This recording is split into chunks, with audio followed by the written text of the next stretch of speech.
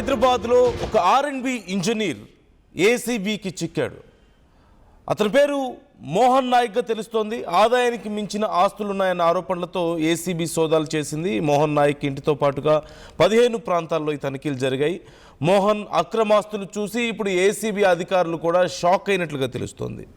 సుమారుగా 200 కోట్లకు పైగా అక్రమాస్తులు ఉన్నట్లు గుర్తించారు.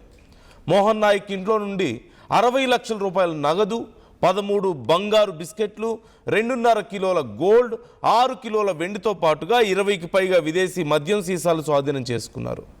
Mohan Naik bank balance 1,44,00,000. నిజామాబాద్, డిచ్పల్లి, మల్లింగి ప్రాంతాల్లో 19 ఎకరాల వ్యవసాయ భూమి ఉంది. కొంపల్లిలో 3 ఫ్లాట్లు, గచ్చిబౌలిలో 4 ఫ్లాట్లు ఉన్నట్లుగా గుర్తించారు.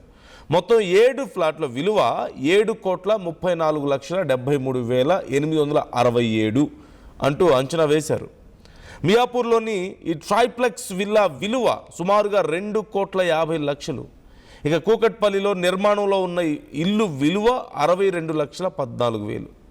నిజామాబాద్లో విల్లా కొనడానికి ఇప్పటికే 1 కోటి అడ్వాన్స్ ఇచ్చినట్లుగా గుర్తించారు.